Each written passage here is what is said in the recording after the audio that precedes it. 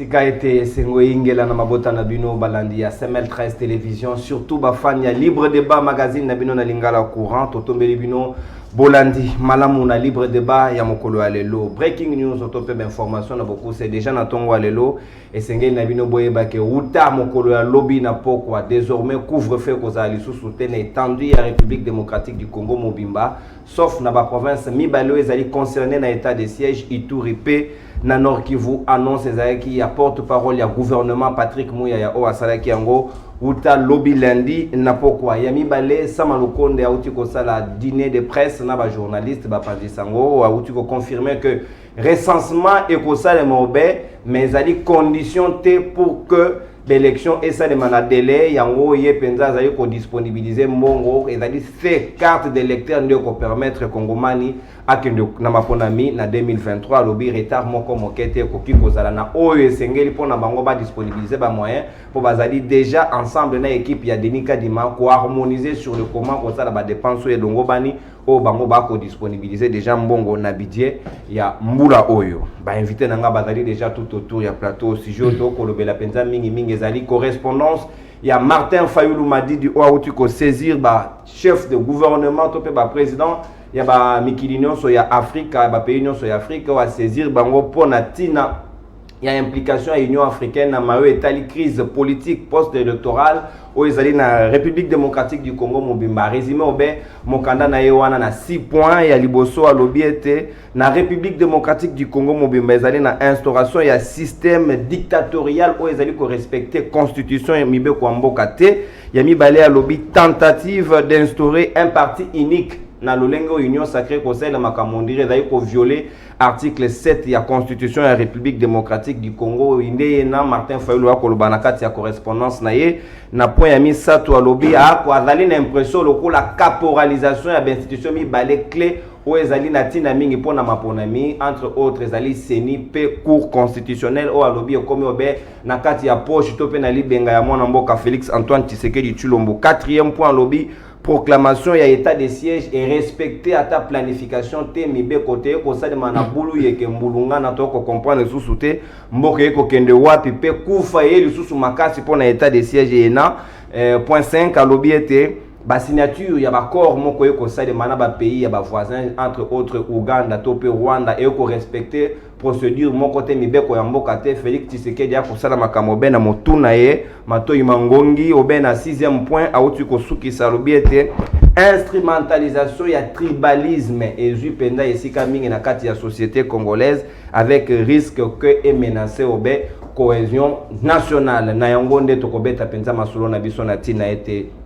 ya baninga na ngai bazali na ngai tout autour ya plateau na bango nde toko décortiquer correspondance o ya Martin Fayulu Madidi pona ko dégager ba possibilité o soki ko sengela mboke kende liboso to pe ko permettre mayena échanger tozali na maître Jonathan Ngeleo azali moko ya ba cadre ya baila moka président ya parti politique pour l'amour du Congo azali na biso elongo. Maître Jonathan mbote pe boye malamu mbote nikonono mbote da ba kongomani banso ba ko anda biso na ngonga ye mbote na bana mboka ba inazuna bango ndingisa ya ko kabola plateau lelo pona ko banza pe koloba pona ekolo matondo mingi na tata mkonzi ya mboka Martin Fayulu Madidi parce que ndenge to tata mkonzi ya mboka ndeko nono soki lelo RDC aza pays moko na monde o ko ikoluka résultat élection ya 2018 tata na internet au mona ngote pourtant résultat wana ememaki moto moko na bokondi tikonga na kondima bokondi na ye na nini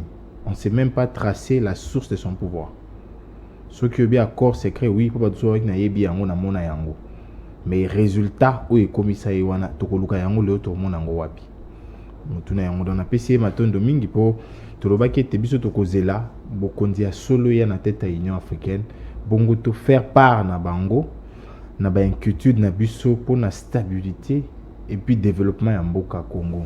Mais na yoki moi pasi na monter matango soulever ba breaking news otangi likambo ya dénonciation yo ndeko kaza dia salité pour na mambasha wa automobile ya Seni. Alobi ete kuna bache misolo koleka o esengeli ko sengama pour na membre ya bureau nani asengi yango eza conseiller électoral à IDPS. $900,000 américains. Maître Jeannot Lopepe azali na biso elongo moko ya ba IFCC ya Joseph Kabila cadre. Jeannot Lopepe mbote na yo.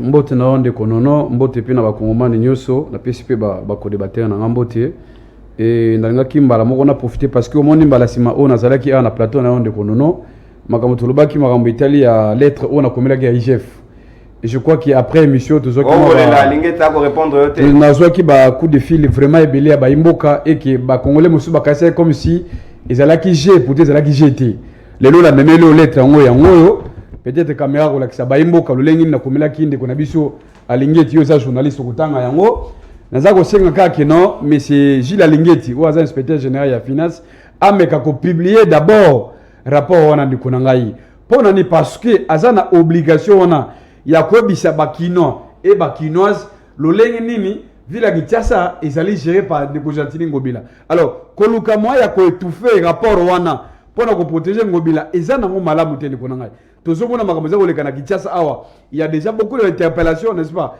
Peut-être cette semaine, il y aura encore d'autres interpellations par rapport à la contrôle des cas IGF dans différentes institutions de la République. Alors, pour les cas de Gentili Ngobila, jusque-là, de Alingeti, Alingeti publier rapport Wanati. Il y a interpeller tout le monde. Il y a même un principe en droit de Konangai. Celui qui contrôle est contrôlé. De Congo Bila, sur des lettres, on a même copie, na chef on a zali monsieur Félix Tshilombo na présidence de la République. Na informé qui même na informé même le premier ministre, y compris même ministre ya VP intérieur pour que baye baké, il y a déjà un rapport au l'IGF a contrôlé kinini. Je suis à monsieur Gentili Ngobila, mais jusque là rapport wana ba bombi yango balingi bakino baye ba yango te. Et pourtant, tout le monde le gouverneur Misusu, n'est-ce pas? Balongola qui bango à cause de rapport. Alors pour les cas, M. Gentili Ngobila, Bazako Bomo Yango Ponanini. Donc, M. Salingeti a une obligation, même il y a droit constitutionnel, même il y a droit administratif. Ceux qui va commettre il y a chef de l'institution Moro. Il faut qu'on réponde. C'est ça même la beauté même de l'administration. Mais lorsque vous avez étouffé les trois qui, tu as suite il y a rapport en tout cas, c'est comme si il y a un sali rappel au Sengié a publié Penza rapport on a lomba on pour nous permettre ba kinyo ba balolenge kani ville ya Kinshasa ezali gérer na ndeko Gentili Ngobila Mbaka. To sali pe na moko ya ba IDPS azali na biso longo ndeko Junior Mutombo mbote na yo. Merci. Mbote na ba Congolais surtout ba Bolanda bisika na zone et je profite de cette occasion pour kutombola na ba Congolais surtout pour aider IDPS ezali parti patrimoine parti à ba Congolais surtout atombola bango bonne fête il y a 40 ans il y a existence il y a parti na biso et après awa tozana messe il y a action de grâce na cathédrale Notre-Dame du Congo. Et on a bengisi ba Congolais surtout baya to kundola mokolo moyi. Obengina ba oya la muka. Même ba oya la muka ba banda na UDPS. Bazan le bienvenu na milieu de alelo. Très bien. Junior Mutombo, merci beaucoup maître Jonathan Toko Bandasuko tout à l'heure Toko fungola ba hostilité na biso na mawe Italie. Thème na biso mokolo lelo maître Jonathan comme yo zali moko ya bayi de peste ko bando bena moko plutôt ya bayi la moka to bando bena yo parce que correspondance wana et où tu un coordonnateur en exercice na bino ezali Martin Fayulu Madidi a komeli à saisir Union africaine à occasion ya 35e sommet où ezali ko salema kuna na Addis Abeba na Éthiopie. Na uti ko décliner ba 6 points oyo awa. Est-ce que vous avez pas l'impression d'être to kamati point liboso o alobi azali ndeti na makanisa ko yi ki a été ezali na instauration d'un système dictatorial où ezali ko s'installer na République démocratique du Congo. Est-ce que Maena ezali aso? Merci mon mboka Congo nono ya yambufo koloba na lamuka tozana ba cadre tozana ba militant oyo baza bato sentiment te. Baza bato bazo sala combat na objectivité et puis na bolingo ya Congo. Na lamuka okokuta bato ya désordre te. Na lamuka okokuta bato yo ba débauchaka bango te.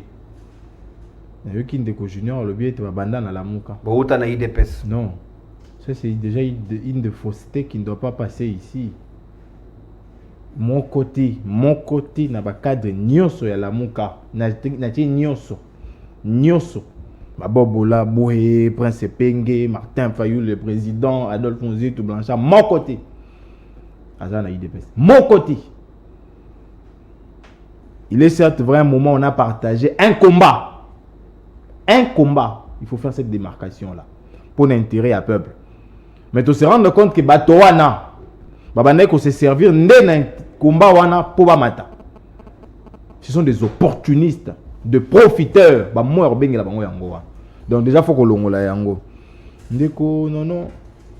Tout le monde qui a une émission d'ailleurs. La RDC, le coup l'appelle ministre des Affaires étrangères sénégalais, le bac en gros, c'est là qui passage à vide dans la tête de l'Union africaine. Madame Aïssata. Tout le monde il est inconcevable. Vous avez géré 12 mois une corporation, une structure des États. Vous allez réunion Mbalamoko.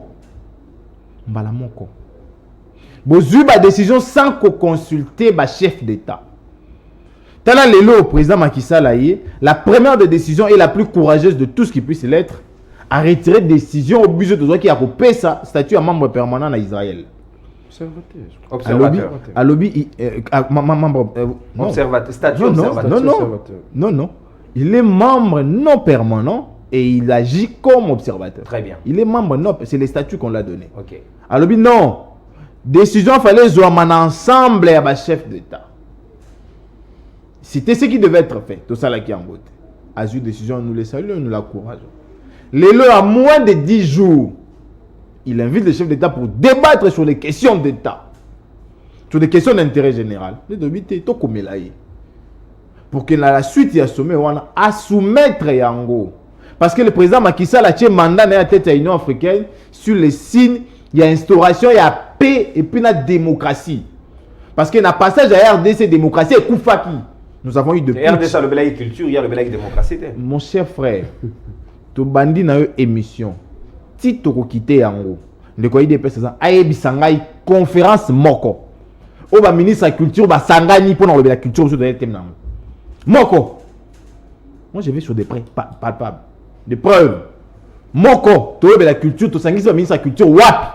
Tu as chef d'État pour la culture. Oui, maître Jonathan. Ah, Kobino va profiter. Dictature. À départ, il y a Félix Ndeboye pour saisir l'Union africaine. Ah, parce qu'il n'a pas bien géré l'Union africaine. Dictature, Penza, est-ce que Yom Doka vivre dans le Congo?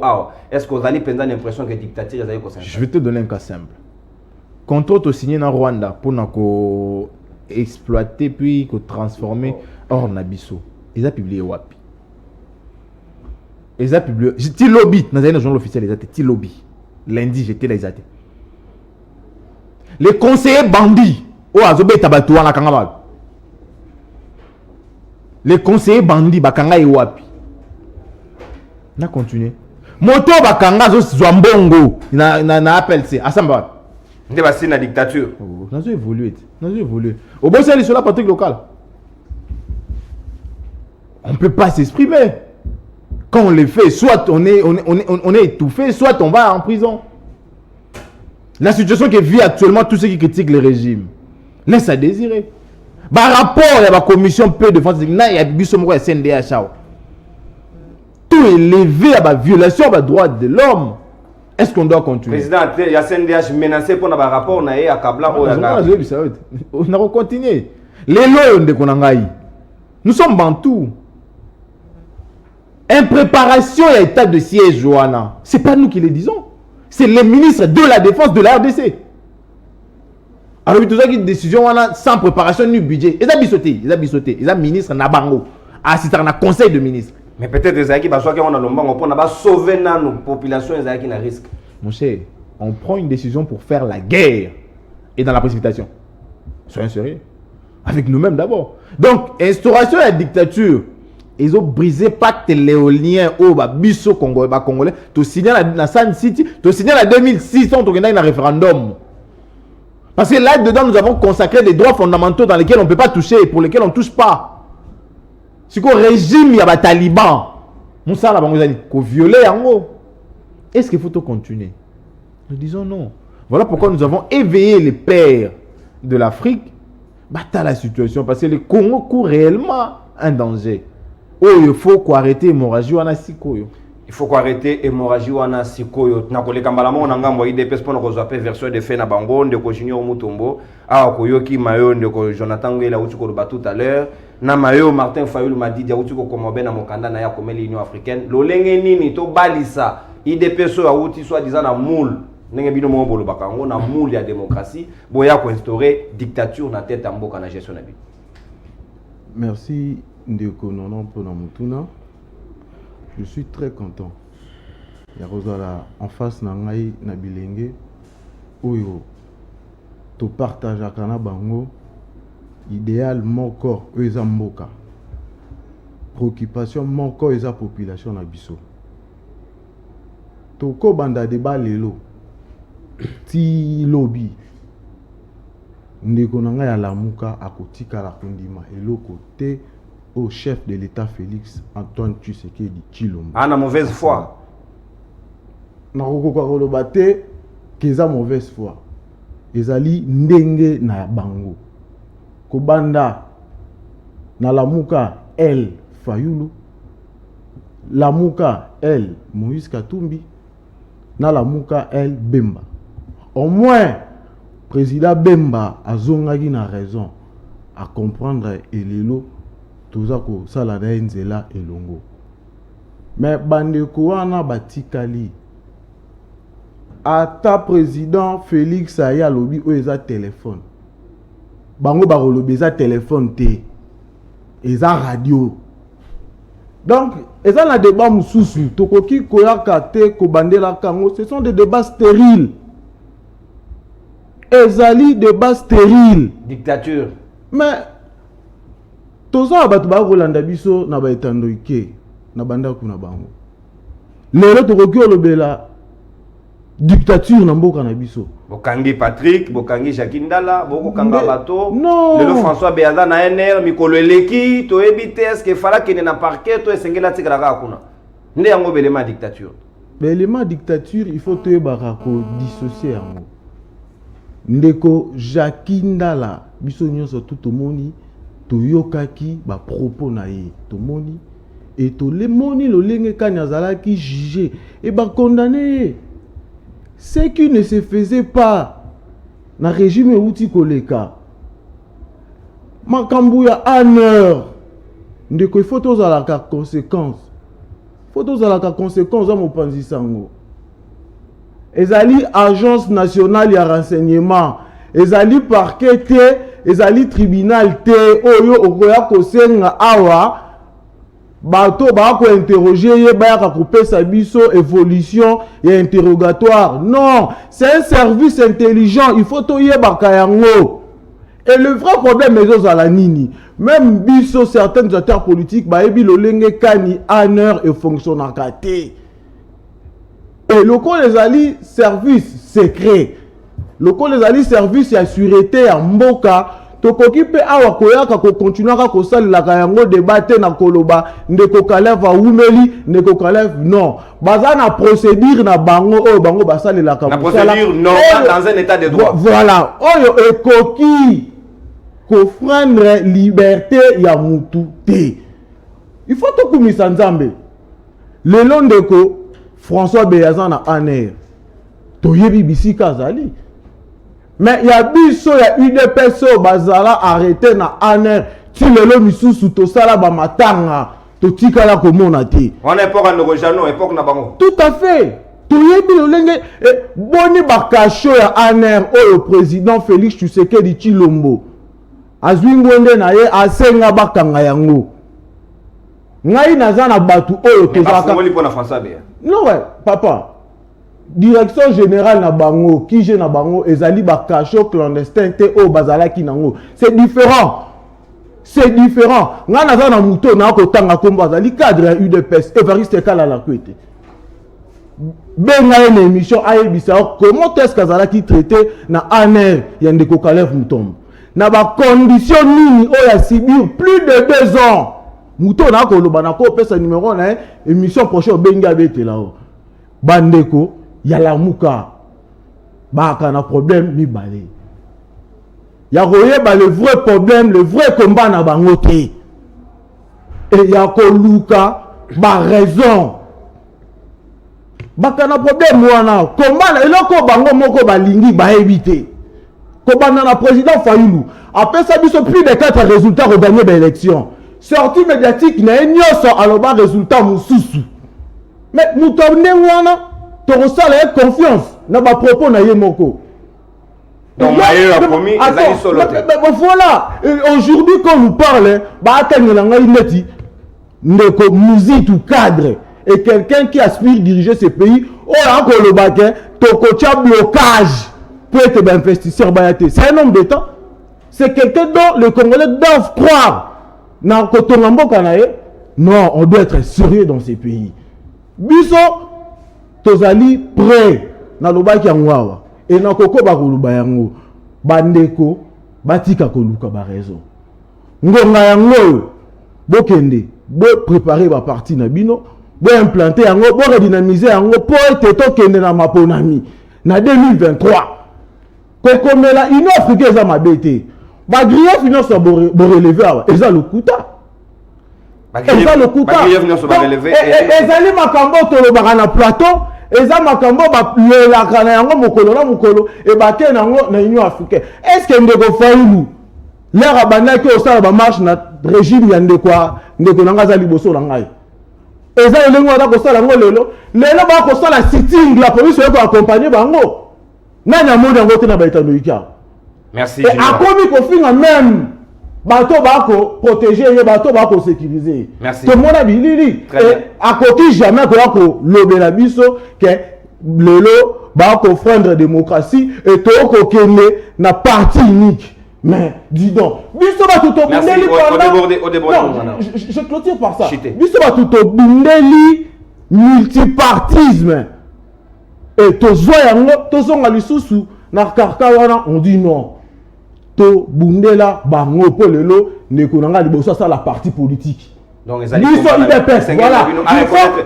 Il faut abattre la biso maboko. PPRD. Et clairement grâce à combat la biso IDPS et biso va tout bundela donc on peut pas se dédire, on peut pas se contredire aujourd'hui, peut-être to bloquer les sous ben fort. Donc démocratiquement bana na bino c'est ça. Mais wana de bezate biso to déjà dans le PP na ngonga na yo penza 2 minutes pe lokola baninga basusu okobete la biso du solo na lolenge nini dictature ezali ko s'installer sous mandat ya ndeko Félix Antoine Tshisekedi Tshilombo.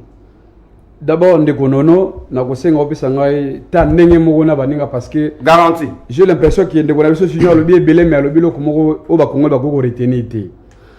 Ndeko junior lobi awa keno bato nyonso ba ota Nicolas Tshisekedi ya papa Etienne non ndeko nanga junior.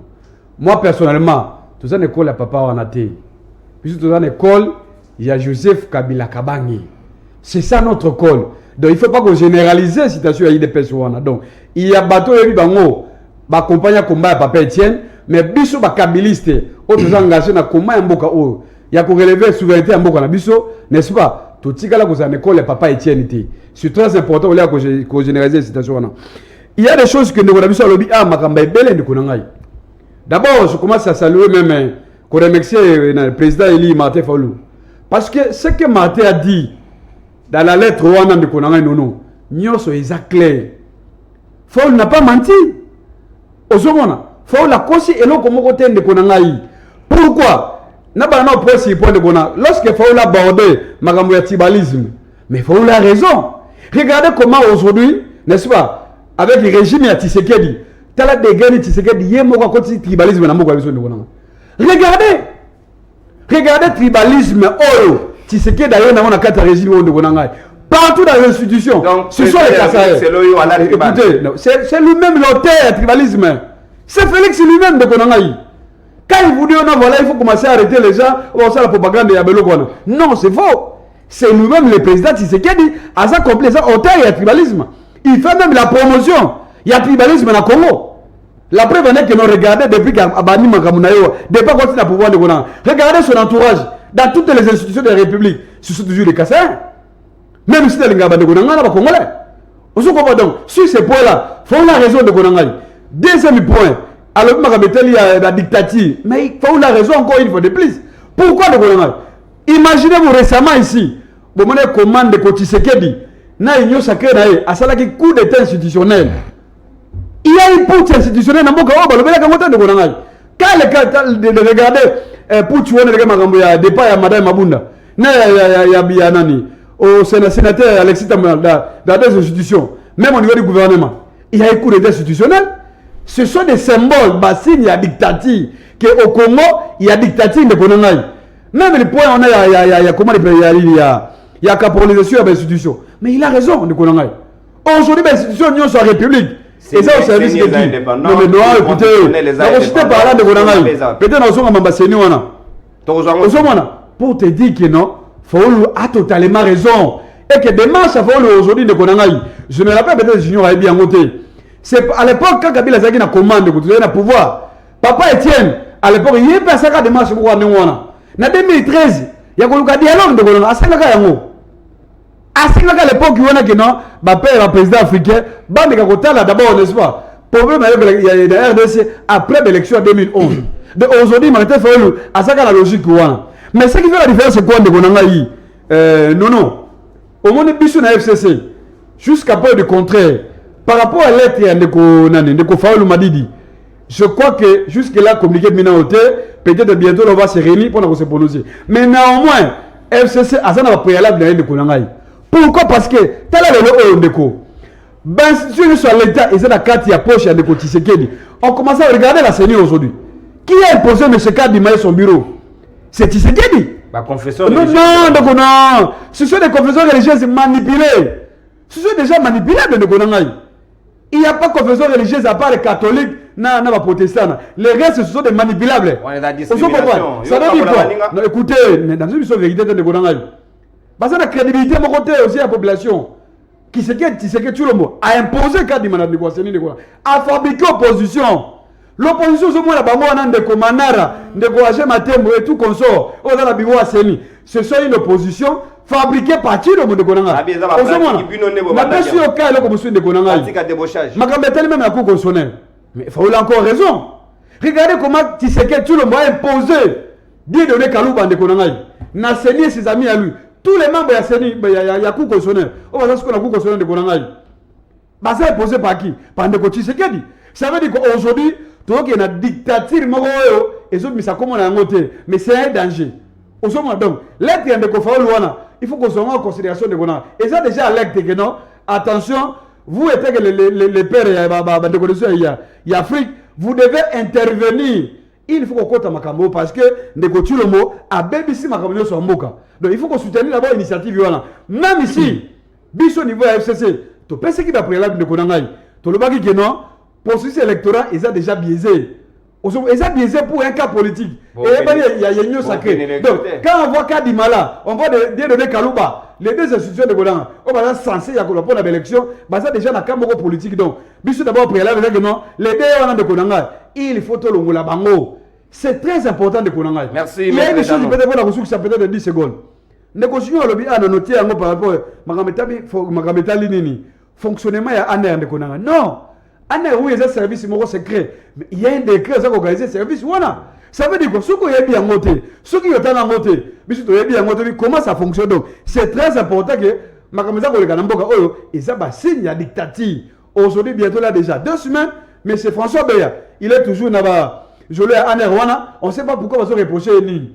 Oh, monsieur, c'était quoi que non? Il fallait qu'on remplace par un autre Kassaïen. Mais c'est Jean-Claude Debout Kassal. Aujourd'hui, Martin Faoulou a l'acte de pertinent et que ma père est africain, comme une Nekomakissel, à sa tête est africaine, à côté de compte d'éléments. Parce que comment c'est la danger de Konanga? Aujourd'hui, on a comment. Merci, mais c'est Kadima, parce que le Lengeni, on va glisser dans le Boka. Oh, et pourtant, peuple congolais, à côté de la glissement. Très bien, peuple congolais, à côté de la glissement, on est là, maître Janon, le peuple. Maître Jonathan, awako maître Janon aibinga penza maloba na monoko façon na hiérarchiser ba point à ramasser yango penza moi mingi mais to kozwa mingi mawe tali caporalisation ya ba institution. Point on ezali motu ya mingi. Okota la CENI, okota la cour constitutionnelle o azali dernier rempart né à publier ba résultat ya souka ba ko remettre en cause na processus on n'est pas ya Martin Fayoulou awako premier ministre lobby et pas ba Pandisango azali ko disponibiliser déjà mbongo pour que l'élection ezala au moins na délai glissement oyo ndeko Kadima azali ko banga ezali possible te o ramasser no somi balé comme ça to évoluer. Merci ndeko Nono. Na premier temps de parole nanga na abondaki 3 points na abondaki dictature na état de siège na ko jona signature à accord secret. Donc si on a renchéri dictature moquée, on a eu tribalisme et puis on a continué à se dire mais avant on a ça la moins recadrage mais encore moqué. Bon, j'ai compris qu'un Ndeko Junior a dans la première information, il veut pas s'informer mais il veut être communicateur. C'est ça le problème. Faut qu'on rappelle Jacques Ndala fait la prison. Courage frère là où tu es, courage. Mais il y a un citoyen de son parti qui a promis d'exterminer une race ici. Les petits Moukoko. Nana Kangai. Il y a un autre citoyen de son parti qui a promis de distribuer des armes pour défendre leur pouvoir. Nana Kangai. Deux poids, deux mesures. C'est là la question. Toi qui es à Bongo Nan. Pour l'information, exterminer une race, menace contre la survie d'une race et qu'on compte mener un génocide. Même Takanga été, hein? Voilà, ma Mbappé qui s'en a nazi. Azo circulé. Moussou a bien au Kaboula Mandoki pour défendre le pouvoir Nabiso. Donc ça veut dire que nous avons Mandoki belé. Donc il est une menace contre notre sûreté de l'État. Mais Azali Banda. Pouvoir Nabango. Akesu Moussika Lobi. Président Martin a un résultat belé. Est-ce qu'il faut baisser crédit? Mais awa. Après ça, on a 3 résultats. Sauf que si ici, naïe, nande quoi, ton d'ici, mboka na ba promesse. Toyo kanai. Couverture ça te de yoka. So qui na commis soda aux alamuda kuna ela mutuka na itoka ngwate. Mais le comme ba cylindre, ba tricycle. Nani de to ça crédit. Nani de ça. Na ba aller wana. Nani de ça. Il faut quand même à un certain niveau et essayer d'être réaliste dans ce que dit. Tout qui est sous musika. Alobi grâce na bango ndelo à parti créé. Monsieur, et honte de vous. Vous avez vous créé un parti dictatorial ici. Vous êtes fondateur du MPR. Vous créez un MPR. Vous nous avez torturé ici pendant 32 ans. Vous avez joué avec Mobutu. Les gens ont libéré ma partie. Et puis même de l'IDPS dont on ne parle pas de quel IDPS. L'IDPS créé par Kiba Saye, camarade. En 90, tu sais qu'il n'avait pas créé un parti seul. Ça, il faut le dire. Il faut avoir le courage de dire ça aux Congolais. Akesu Moussika Lobi, marche comment pacifique et comment encadrer. Monsieur, nous avons perdu Mumbere au Chine il y a 10 jours. Nabeni. Mumbere est décédé à cause de vous. Des fois, on a couvert la marche. David Kalala, toi, quand tu as cité le bango, les 4 Congolais qui ont perdu de la vie ici, le Giko a pour la marche à Malonda. Au Bossaniango. Évitez-nous ce théâtre sur la place publique. C'est quoi cette histoire? Ils ont tué, vous tuez aussi. Vous êtes la continuité de ce système dictatorial qui a causé beaucoup de morts et de désolation dans mon pays. Et vous en êtes héritier. Où est-ce que vous avez le et pas le bon, pas dans courage, on être qui chemise, qui à partir au royaume en route. Oh, chemise, tu es sur maître. Démocratie. Caporalisation de l'institution. On a un tribalisme. Il y a 3 provinces qui manquent dans le gouvernement. 3 provinces. Représenter 3 provinces. Alors que le gouvernement fait la représentativité. Vous imaginez ça? Et ces gens ne sont pas tribalistes. Mais ils ont un parti Moko. Ils ont plus de 60%. Parti Moko. Il y a 60% de représentation dans le gouvernement. Vous avez me dit qu'ils sont plus intelligents que tous ces autres compatriotes là? Ils sont plus méritants que d'autres compatriotes? Non, ils sont simplement favorisés par le tribalisme, c'est tout. L'immo est là. L'immo est là, il faut le dire comme ça. À qui est-ce qu'il y a la sécurité? Constitution lobby. Bon, il va rappeler constitution. Constitution lobby, ils sont kangi moutou. Présenté devant juge naïe. Ayo kaye. BAI est en train de faire 8-10 jours. Soupi Yanine. Comme Kabila a gardé des années, des mois, vous gardez aussi. Les conditions ont changé. Yambalo est comme il a confort. Franchement, vous êtes fiers de le dire. Kabila a gardé des ans et nous aussi nous gardons. Sony, hein? Tout ce qu'on a Céline de Konangaï. Mais il y a à manger, à boire. Arbitre, Azaï Bango. Commissaire au match a validé les résultats, Azaï Bango. Comment on explique ça? Kadima, ancien membre, il y a eu 2 personnes. Tu le vas démentir ça, parole d'Albert Moleka. Dieu de Kalouba a défendu l'IDPS dans la cour constitutionnelle. L'IDPS c'est tout un honoraire. Moralement ou par éthique. Vous allez me dire que Mouto a un bon pour l'IDPS. Parce qu'il faut que le bon IDPS c'est foutu un honoraire. Si comme Mouto a le loi comme il a pouvoir grâce à l'IDPS. Même si on dit qu'il est chrétien, il est objectif, il perdra son objectivité. Et ça, nous en sommes convaincus. Alors, solution est single. On l'a déjà donné Kalouba, tu vas changer 9 jours sur la cour, ou bien il y a une équipe Kadima, tu réfères au processus à 0. Respecter les textes. Le mandat d'un juge constitutionnel de combien d'années? C'est la seule réponse. Comment on devient membre à la cour constitutionnelle? Respectons les textes, c'est tout. Parlons de cette histoire qu'on appelle confession religieuse ici. Normalement, on peut dans 30 secondes. Il y a un hôtel, mon on a fait un hôtel là-bas. Bon, non, tout n'a besoin de peut-être va faire la guerre en bon à ma bonne zone. On en a eu. Ils sont sérieux avec nous-mêmes. Ils sont sérieux avec nous-mêmes. Mon quoi, il y a des députés là-bas, tu se retrouves dans l'hôtel là-bas. Une radio de la place. Les éléments sont là. Ils ont créé leur confession religieuse. Ils ont créé leurs militants. Et ils ont créé leurs décisions. Pour faire quoi à la fin? Pour faire quoi? Arbitre, faut soit à la net, à Zaya Bango. Commissaire au match, homologué résultat, il y a Bango. Mais on va où? Heureusement que le Sénégal est récupéré pour sa Union africaine. C'est l'incompétence de la RDC, pardon. Merci Maître Jonathan. Na réunion so tu détaillé tout à l'heure na banzi que ba ko déballer on ngambo IDPS ndeko junior Mutombo yo ki ndenge Jonathan a uti ko loba tout à l'heure mais yo pe esengé na yo présenter l'élément contraire soko za ki nango na mayo ba ko accuser ndeko Denika Dimaza la moko ya bino membre ya bino en parti attaque ko prêter serment de même na juge au match au babengi cour constitutionnelle les derniers remparts babiye pas ali ya bino. Merci ndeko nono pona mutuna. L'air ndeko na ngai ala muka koloba makati na ngai azali koseka na kosepela lenga koganga mais koganga Paul Babuzoba je me permets de dire ça. Non, on a respect mutuel. C'est pas nouveau, c'est pas nouveau. Monsieur, il y a personne à limiter qui est bien éduqué. C'est pas nouveau, ça passe. Non, pour le respect des téléspectateurs, ça on connaît. Rectifier. Tika na on a pour ça retirer. Regardez là. Na ebité Buzoba na recul. C'est pas nouveau. Réformuler on le lenga kani. Ce qui muto akoloba mazangi fondement. Mazangi soubassement. Nde Buzoba. Na contexte wana. Le kokamo ngeza akoloba ngo na arrogance. Lokola muto akoloba mais ya mutu ya oh batu ba ko sipela nango, je m'étonne. Ngala za informé té. Oui.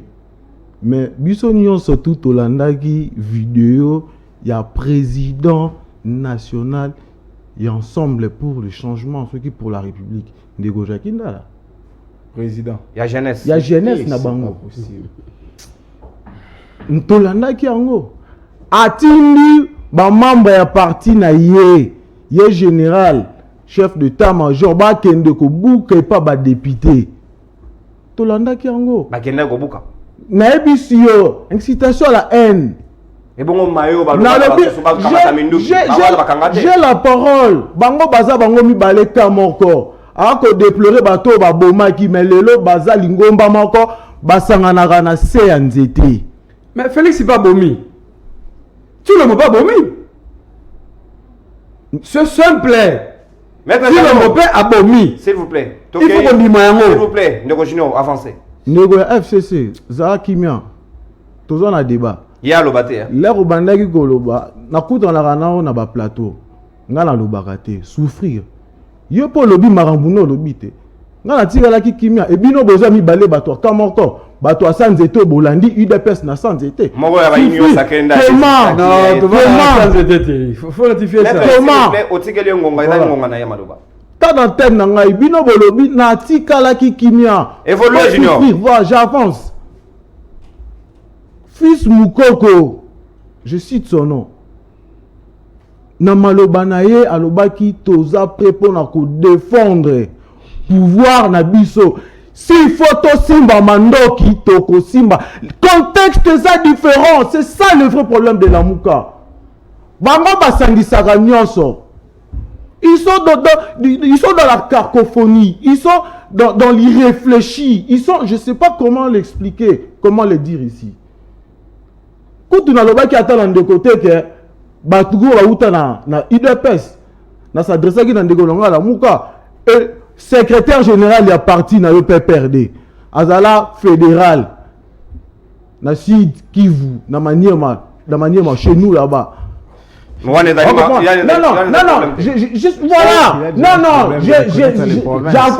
J'avance. Secrétaire général na bango. Oh, on a eu des personnes à comme un exécutif de Asuka fédéral. Là, au moins, c'est une histoire.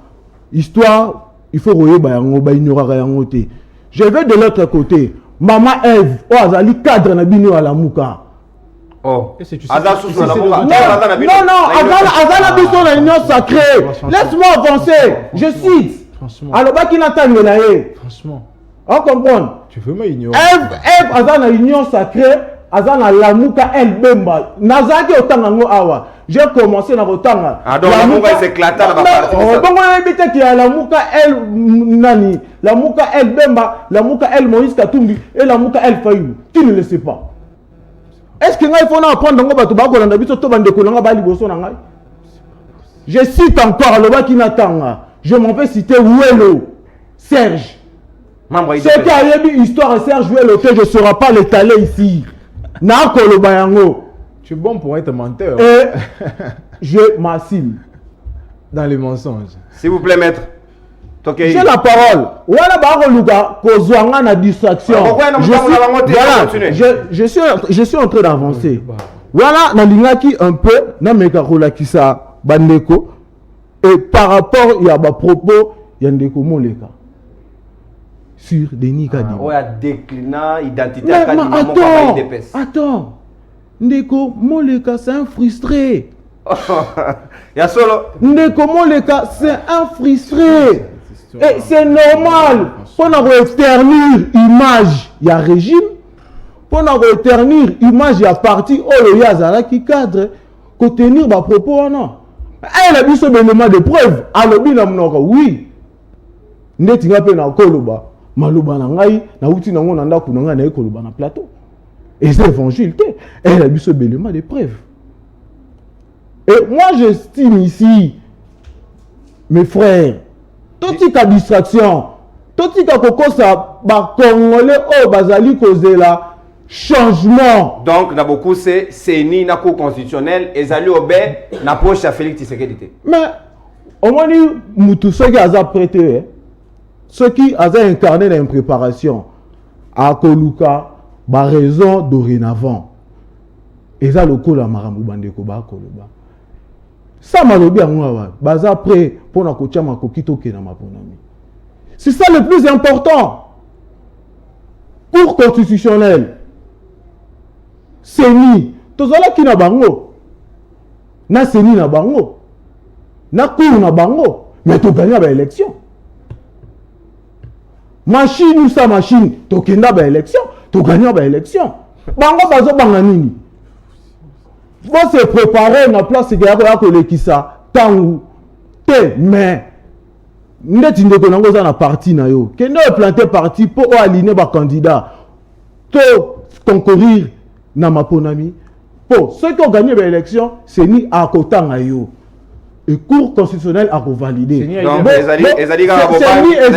indépendante, mon cher ami. Quand il y a un prétexte, prends ton temps de préparer les élections. Les élections, c'est gagne quand et c'est préparé qui. Donc, t'informer aussi. Je m'informe toujours. Merci Junior. On le dit en open, bon préparer pour que vous gagnez l'élection. Il y a un résultat, on a maître Jeannot, les capitaines à dernier tour de table bientôt, mais aussi ça dans tour, on a mis balai. Namayo Italie, caporalisation à l'institution, Seni Babi approche à Chilombo, cour constitutionnelle, les alliés Penamabo approche à Chilombo, mais reconnaître quand même aux alliés juristes de formation que Herbango va prêter serment, bah cesser d'être dans l'appartenance, dans la soki qui solo. Non mais ndeko non, na ozo va péter la question na simanano. Mais le biloko moko na ndeko la junior IDPS ah bon, je ne vais pas revenir sur Mamati Koloba awa, bah téléspectateurs va juger par rapport à l'éducation na. Il a cité le cas Chadari. Oui, écoutez, Chadari se sont passés à lui. Chadari, c'est pas égal à moi, non. Bisso, n'est-ce pas? Tous en école, il y a Kabila. Et Kabila, il y a une école, il y a papa Etialité. C'est très important pour faire un amateur de junior. Il faut se documenter, c'est très important de go. Osolana, ce mis en l'air, na élément pour na débat. Alors, nous avons question il y a prétexte lorsqu'on prête serment, écoutez. Là, ils ont par rapport à ma texte de Gonanga. Mais tout ça, on a aussi moi, les cas dit ça. Il y a non seulement moi, les cas, il y a d'autres même cadres à l'extérieur. Il y a Moka. Les gens affirmaient que non, mais c'est Kadima, c'est quelqu'un de l'IDPS.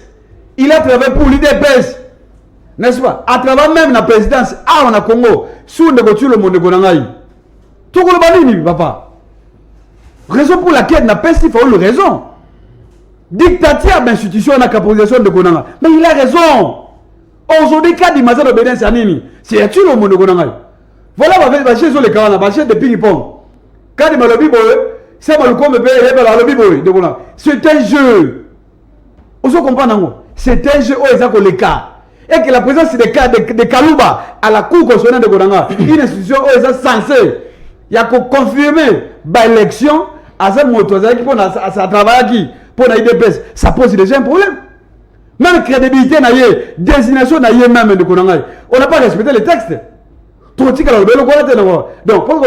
de temps en temps, le processus électoral déjà est biaisé. Et qu'après Pouti, institutionnel, on ne peut le mois qui en haut. La logique est allée de Konanga. Pourquoi confiance pour la Moko et IDPS? Non, écoutez, alors depuis qu'elle a déjà de Konanga. On se comprend. C'est depuis longtemps. Là, ça reste histoire. On n'a pas besoin de ça. Aujourd'hui, Chada, il a Azana Kamousousou. Vous comprenez? Ils ont différents Amazon. Mais ce que nous débattons aujourd'hui, dans lettre de Kofaolu, Azana a raison de Konanga. Au moment-là, Talaka état de siège. Regardez tout ce qu'on n'a pas, on n'a pas dit de Konanga. Cas état de siège. Tout l'opinion, il y a même des rapports au niveau de l'Assemblée nationale. Mais pourquoi on n'applique pas ces recommandations? Pourquoi? On a dit à l'époque, un de Gotulombo, Azalaki na États-Unis. Alors, j'ai donné les instructions à Mbosso. Ça veut dire quoi? Les institutions sont en République. Et c'est la carte qui a négocié le mot. C'est lui le boss, il y a des institutions. Il fait ce qu'il veut. Vous comprenez? Donc il est important que non, il y a quoi électer partenaire nos pères africains, au courant, c'est très important. Parce que dans le cas il y a des sièges, on a vu des arrestations ici. Ce qui c'est parce que tu as quitté ça. Mais ceux qui sont à l'Est, ils ont négocié. Mais dans les deux provinces, il y a Nord qui il y a Ituri, parce que là-bas, on ne peut pas critiquer l'état de siège. Et pourtant, l'état de siège, il existe des limites. C'est très important. C'est très important. Il y a un point qu'on l'a dit. Maraboka va dictature de Konanga. Je le temps développé, mais il s'est limité peut-être dans Zela. De Konanga. Tala Makamada ou les Kabiso na Rwanda. N'a pas Ouganda de Konanga. Bakor, nous sommes de Kotu, le Mada au Salayango. Peuple, il y a même à l'Assemblée nationale. Et que le Parlement il y a beaucoup de biso. Bah il y a des gens qui bah parlementaire dossier on a bah il y a des gens de Konanga. C'est que non, écoutez, il faut pas qu'on t'en embosso. Faut pas qu'on t'en embosso de Konanga. N'a pas que des mbossos de bâti voilà ça va corbillard. Ceux déjà on va faire ça dans la retraite politique. Mais ceux qui va ça c'est parce que tu le moitié qui va on a pas manipuler la bango. Faut pas qu'on t'en embosso de Konanga pas embosso d'année. Si tu as traversé sur quoi dans le biso apport et embosso d'année. Combien des interpellations que Mbosso a bloquées à l'Assemblée nationale? Combien? Aujourd'hui, Mbosso il est dans la poche, il est tout le mot. Ça veut dire quoi? Aujourd'hui, il y a un problème. Et il faut qu'on tienne compte. Il y a Belema on ne faut la lobby yango. C'est très important de Konanga. Kabila a laissé ce pays ici dans la démocratie. La démocratie, c'est dans les textes de Konanga. Tolingi ma clé sur Panate. Vous comprenez? Donc, il est temps que notre beaucoup sama kamo. Ce qui tue le mot a imposé qui M. Kadima et M. Kalouba de Konanga. Après, pour institutionnel, pour le dialogue de Konanga, et aussi maté. Parce que, tu sais ce que j'ai dit? C'est comme ici, il y a une stratégie.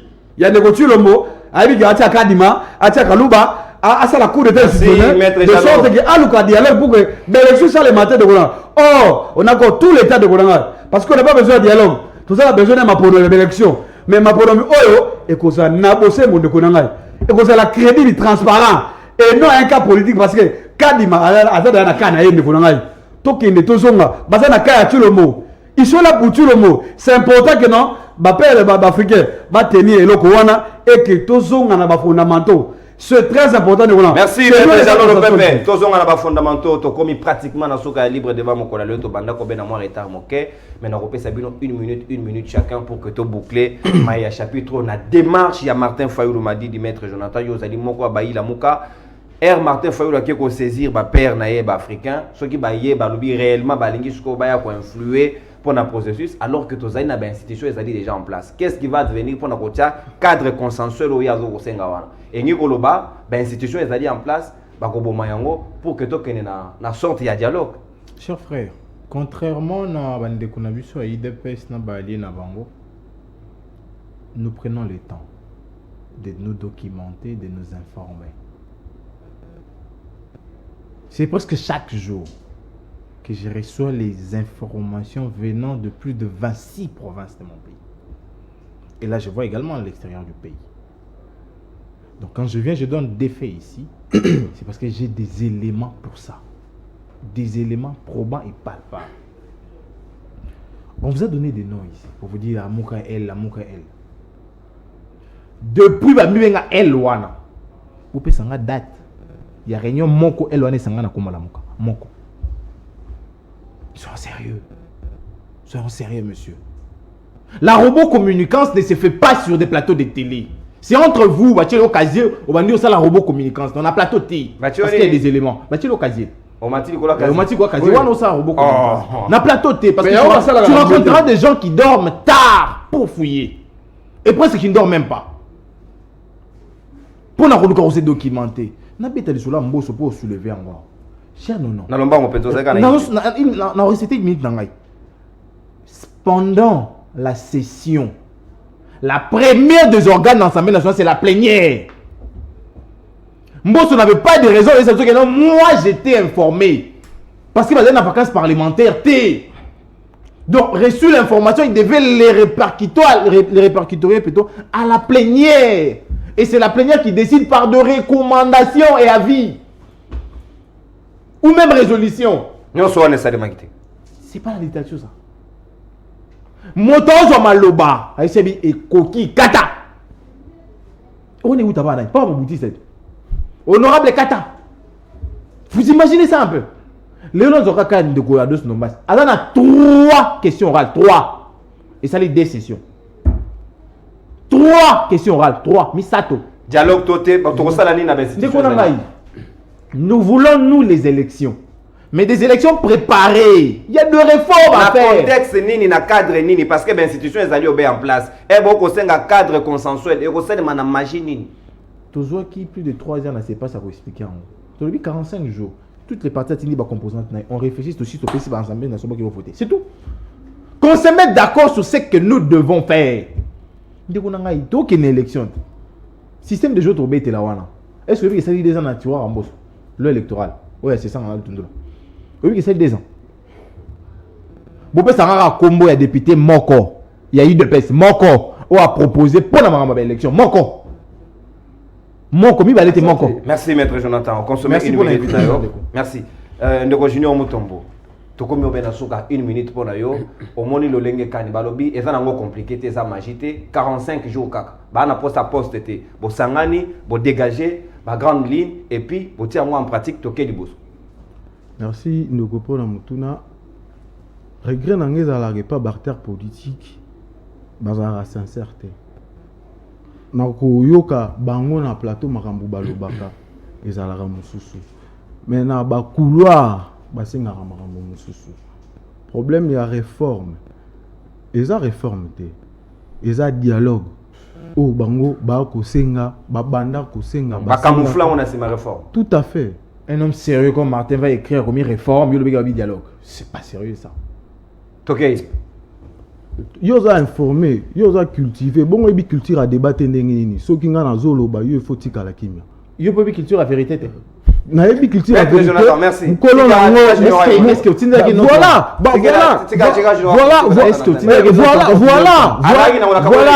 voilà la force de la Mouka. L'air mundinga koloba oro ambré. Ya lobi na tika calme pesa nga pe temps d'antenne nga batu ba yoka ngai. Toké ba yo muto tanga chaque jour. Zala kimia pourquoi tu t'agites? Yo muto tanga chaque jour. Apaise-toi. Féliciter un peu non. Oh. Non, le bamarambo et quand le bamaté la mouton attend quand tu fais la honte de l'auteur. Merci Toké. Mais ça, franchement, Zala no kimia. J'allais dialogue ne ba ko camoufler na sima ya réforme. Problème na bango yango wana. En tout cas bango baza 2 camps, ka moko basangana. Il faut pas s'en attendre d'antenne na ko clôturer ko leka bango. Ndeko alobi ke Kabila ndeko alobi ke Kabila tika biso na sengio Kabila tika biso na démocratie. Rosi mugenda kufa pona nini?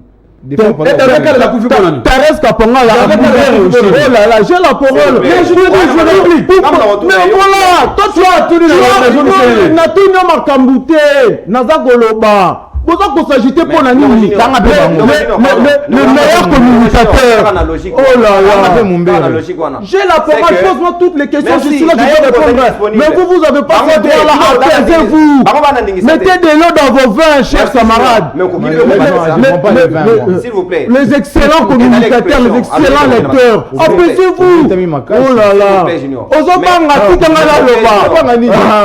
vous plaît, maître. La logique na yo wana ya bien ndongo cité bango ba Thérèse Kapangala ba aussi Mukendi au participer ba David Kadala pour bango ba profiter. Bah des fois on parle coupé. Je suis tout à fait d'accord. Que ba koufi na régime. Je suis tout à fait d'accord.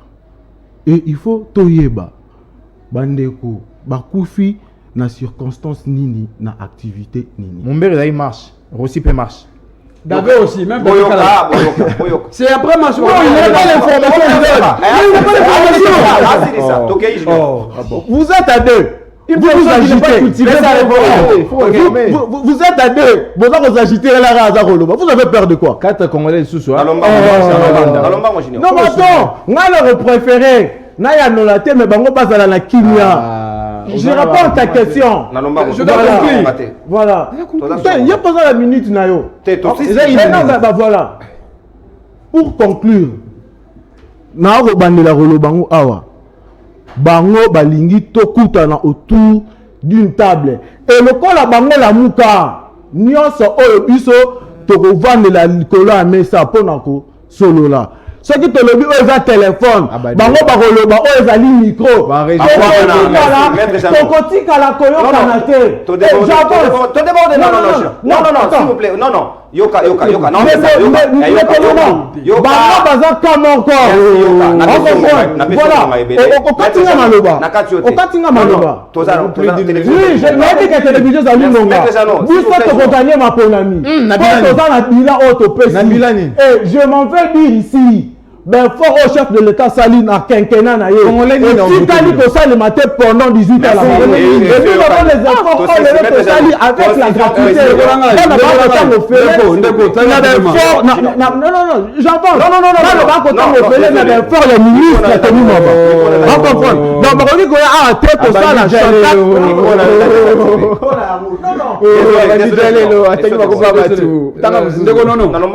Il y a dans le bamingité. Mais les téléspectateurs vont juger. Oh, bisu to tika to sala ngo des années 1. Félix Allaire a mon aram. Azoka mon aram. Félix Allaire 58 millions. Ba to sala ba projet wa suma ba mitu ka blender. Ba lia yango. Mbongo ya kai ya projet à 100 jours. Ba lia. Mbongo ya projet à Tilenzelu. Ba lia. Et ça régime ba juicer. Ba yipo na kozui na mboka o. Mais 2023 de konangai. Mbule beta et beta te Tshisekedi akokende. Kaka ninga kote la na élection akop mapeka na élection de konangai pour la construction de go tout ça la poser dialogue té mais ce qui m'a fait demander et puis sur le FC to senga déjà de konangai na communiquer biso asu que ça que non processus électoral eza biaisé eza na kamoko politique il faut un consensus de konangai so consensus salamité ben élection est la chaotique et on n'a pas intérêt que les Congolais va les sous parce que dans le régime de Tshisekedi tellement on a besoin c'est ni mauvais à la consensuelle et même la cour constitutionnelle de Konangai parce que tu as dit que non de couture le mot aïba n'est-ce pas majorité à Kabila na parlement et que le oyo bah comme qu'on regrette que non majorité on a payé basé le service n'a été donc il est temps que tu tenir sur compte il y a communiqué à Ndekofalo. Très bien, Maître Janon pour la concision, peu précision. Merci Nabino Nyonso pour la participation. Nabino Mokolo Alelo. Libre débat et combinaison qui débat Moko très roulé. Merci parce que vous avez qui à la hauteur. Il y a débat. Nabino Banso Bolandi Biso. Vous continuez la fidélité. Tu dédié émission au cordon Sylvano Aïe Bolanda Biso Nangonga Oyo. Bokolanda Obe Sabrina Mouadina Beni. Bakoya tout à l'heure pour la semaine matin. Au revoir. Tokotani Lobby à 9h. Rediffusion 17h30.